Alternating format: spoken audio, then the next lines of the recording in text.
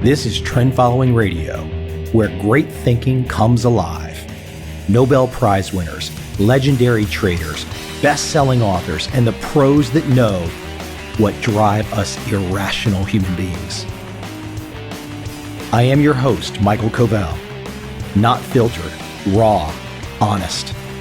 That's my passion. I heard that classic Kiss song. That great song from the 70s, so much energy.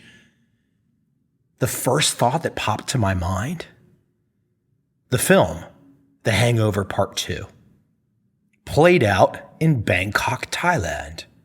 Now, by no means, what I'm about to say is not some slant or negative portrayal of Bangkok.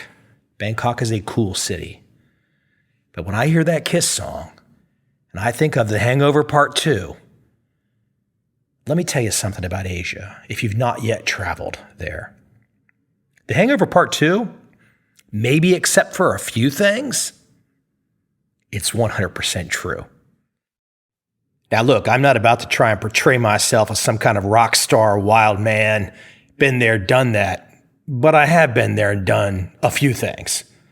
And I've sure as hell seen what goes on behind the scenes. It's not my daily life by any stretch, but let's just say if you've traveled a little, you've seen a little, and you've lived a little, especially if you've wandered down the dark alleys somewhere in some major Asian city. That's just the way the world works. If you don't know that the world works that way, well, damn it, that's quite all right too. I'm just going to kind of give a little bit of an insight from my perspective. Now, for those of you that have traveled to Bangkok, you probably know there's some rather seedy locations in Bangkok. And, you can go there and have fun, but, hey, whatever. It's just something you see and you walk away and you go, hey, that's Bangkok. But keeping that Kiss song in mind, calling Dr. Love in mind, let's just say if you have the right hosts, the fun in Bangkok is not in the center of the city.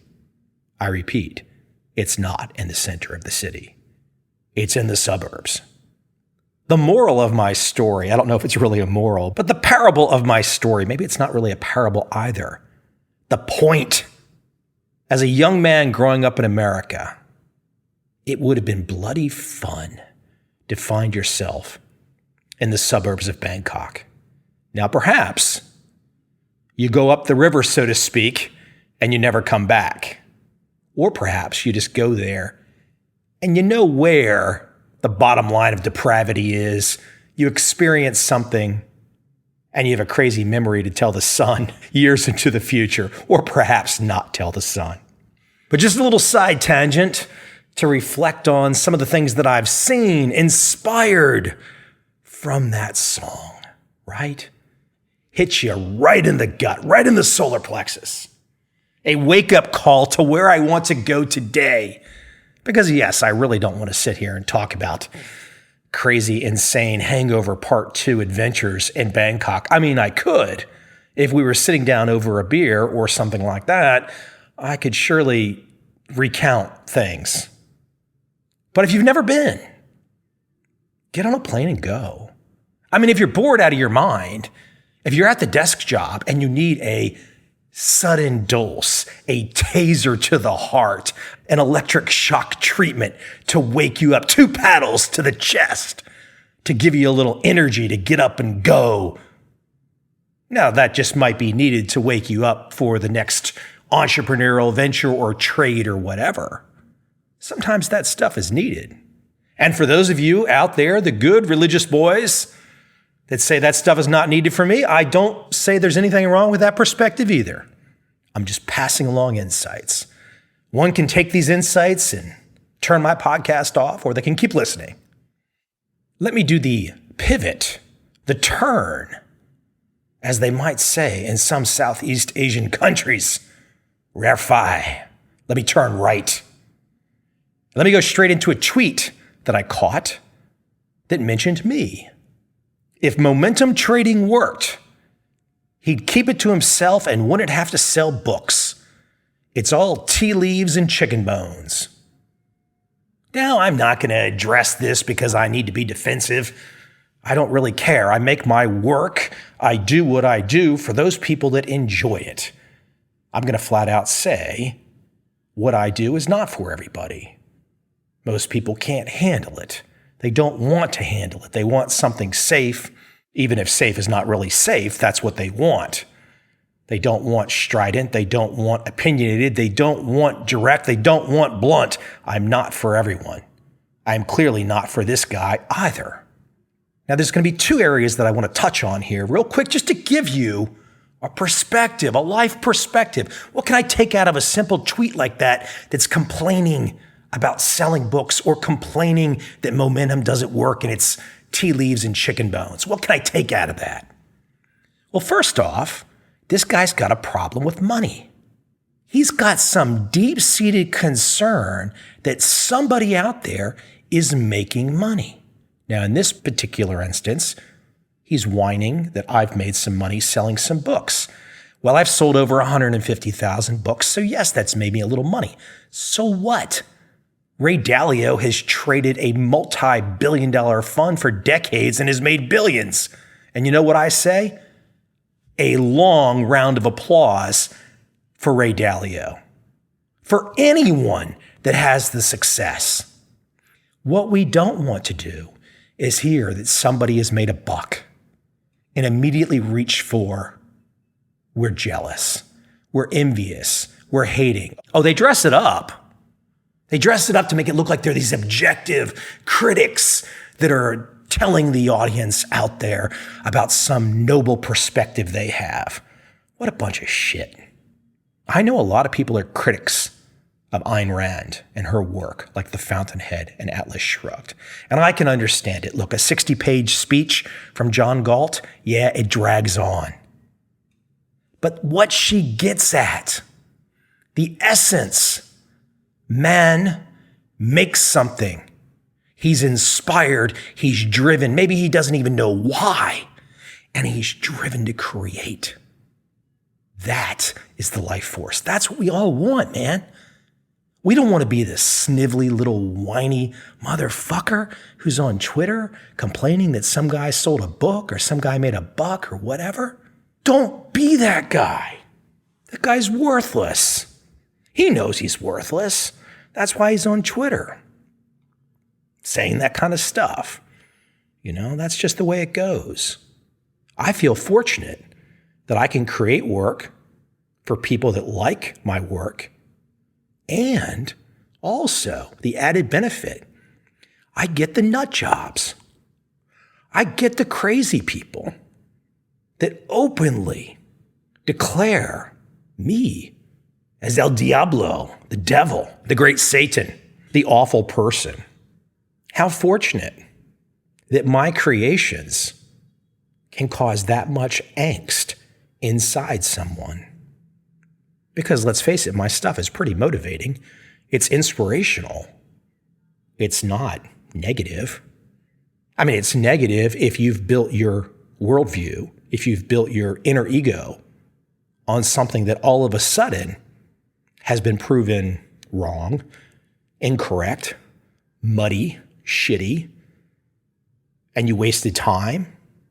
But we all waste time.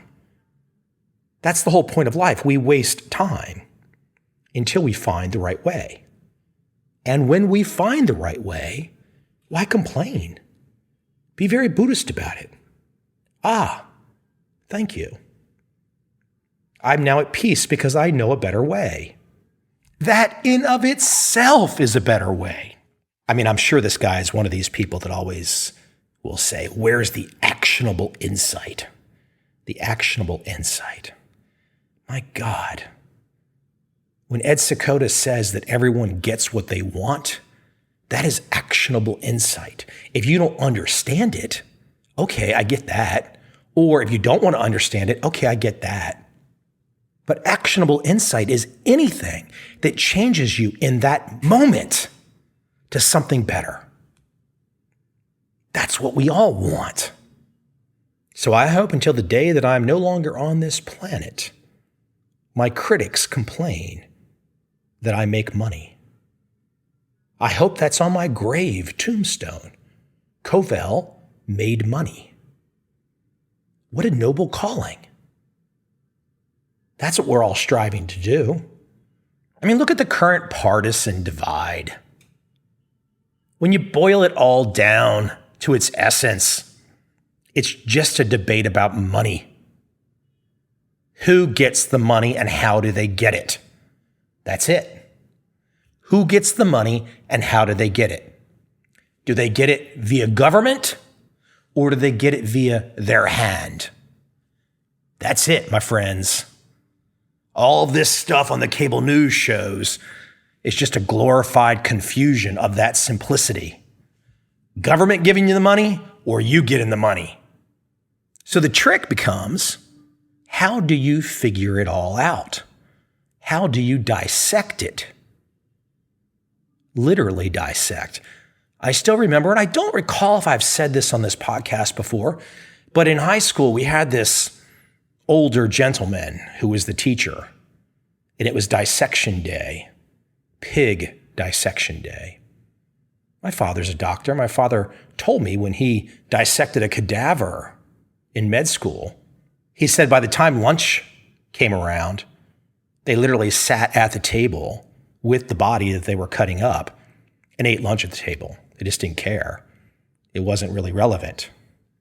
I had that thought in my head, though, when it was pig dissection day in high school. And like I said, we had this older teacher, and he literally dozed off in the class. I'm not making this up. The guy was sitting in his chair kind of snoozing. So he left a room full of high school students with buckets of fetal pigs and formaldehyde and scalpels. Now, what happens if you leave 16-year-old people in a classroom like that? Well, I guess it can depend. Maybe some of the students would wake up the teacher and ask for instruction. Our class didn't do that. We dissected the pigs on our own. I'm sure some of the students were mortified at what happened. I thought it was kind of cool. We had races to see who could cut the heads off the fastest. I still have a fond recollection of that. Not because it was some kind of morbid, weird thing. It was just, what's going on here? How does this work? Let's cut this open and see what's going on. Now, of course, we had no instruction, as I've noted, but it was still instructive to open up the animal, to get at the insides. With that thought in mind, the inside, getting to the inside. Think about this poor chap that was on Twitter with that tweet. Momentum doesn't work. It's all chicken bones and tea leaves. Now, I just put out within the last year a book with 220,000 words in it. It's a deep dive into the subject of momentum, trend following trading. Every name that's made a buck in this style of trading in the last half century is featured in this book. It's backed up with data. It's backed up with philosophy, psychology, the economics behind why trend following works. The proof, the data, it's all there. So if somebody has that dissection mentality, like me, they can dive into the book and they can dissect. Maybe there's some things that I missed. I'm sure there are. I mean, I've done 5 editions since 2004. The latest edition expanded by 100% in content. That drives me to figure out the inside of trend following, to put it down on paper. I'm fascinated by that. I mean, it's one of the things I'm fascinated about. Obviously, I do this podcast. There's other things I do in my life. I like to make money. But the dissection of how it works, so damn key. How many of you can think back to, as a young person, opening up the plastic toy that had an electric motor in it just to get the damn motor out? And when you got the motor out, you could hook it up to a battery and make the motor work. And then you wanted to rip the motor apart to find out what was inside the motor. And inside the motor, there was 2 magnets and a steel rod wrapped in copper. Ah, that's interesting. It's not an interesting dissection process, though, to be the person that takes a light touch to a heavier subject. For example, trend following. That's tea leaves and chicken bones. The key thing for me is to take the inspiration from critical comments and dissect those. I mean, if you just look at tea leaves and chicken bones and you dissect it, there's nothing there. There's no there. That's it. There's nothing more. And this gets to one of the problems that we have in modern society. Most of my work has been pulled together with sources not online. Most people today don't know about a source if it's not online. And if you add in social media, the amplification of that lonely voice that does not know what he says, well, it becomes much wider. And that leaves the audience even more confused, guessing. I would find it extremely difficult today to try to figure out how it all works. Because if you go by the headlines, you see Bridgewater and AQR are managing over $1 billion. Well, what does that mean? How does one dissect that? How do you interpret that? How do you decipher that? Well, you don't. You have to go back to square one. You have to go back to the roots of these firms. You have to look at their growth. You have to look at the strategies that they have been employing. You have to study their track records. I might sound like a broken record, but that is the most valuable asset that you have as an aspiring trader, especially an aspiring trend following trader, are the past track records of those that came before you. Now, you've got to find a track record that's not been messed up, so to speak, not been combined with other forms of trading. You want a virgin track record where you can pretty much know that that trader is trading the strategy as advertised. One of the ways that you can do that is to compare and contrast track records across managers. So, for example, if you find 20 track records going back several decades of trend following traders, you can correlate them. You can correlate the performance. That gives you really strong data. Not perfect, but strong. Life's not about perfection. You're going to have uncertainty every step that you go. So if you're looking for certainty, you've not yet understood that's not how it all works. Whether you're going down a path like an alternative trading strategy like trend following, and when you see someone who says, oh my gosh, that guy Covel, he doesn't know what he's talking about. He's just trying to sell books. Therefore, his information is suspect. Okay, that's interesting. I might want to investigate that further. Or do I just turn it off?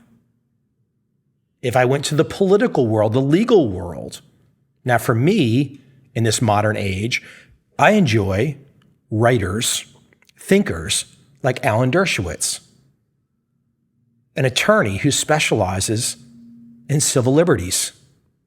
Because even though Dershowitz will proudly say, I have this partisan bias, when you listen to Dershowitz, he's not arguing his bias.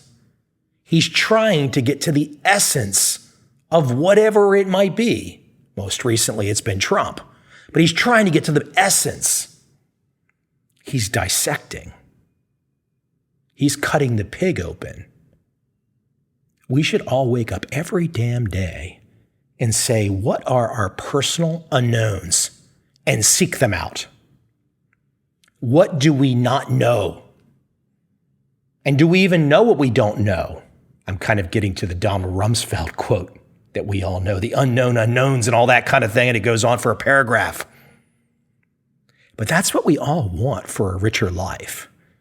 We want to be the guy with a scalpel in our hand, cutting it open, finding out how it works on the inside. It's not about perfection. That's never going to happen. But you got to get dirty. You got to get bloody. You got to get in the inside. You got to find the innards. One-liners, quick tweets, none of that shit is education. None of that stuff will get you anywhere. But when you can find those voices that give you their time, their decades of time reduced to a 2-hour conversation or an hour conversation, which is something that I've tried to do on this podcast since 2012, approaching my 700th episode. I've had a little goal with myself, a little plan. I don't really state this publicly, but I'm looking for evergreen. That's what I want. I want evergreen content. I want evergreen thinking. As the physicist Richard Feynman has said, the first step is to guess. But then once you guess, get the scalpel out and slice it down the middle.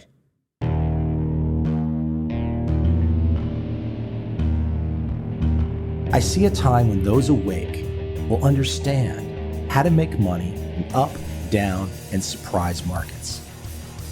Whether new trader or experienced, college student or financial advisor, protecting against a crash or just trying to make a lot of money, trend following offers everyone an answer in uncertain times.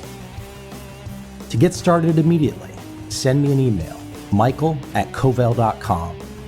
I will send you the right trend following steps to take along with my free video. But if you want to buy and hold, trust the government and trust Wall Street, this is absolutely not for you.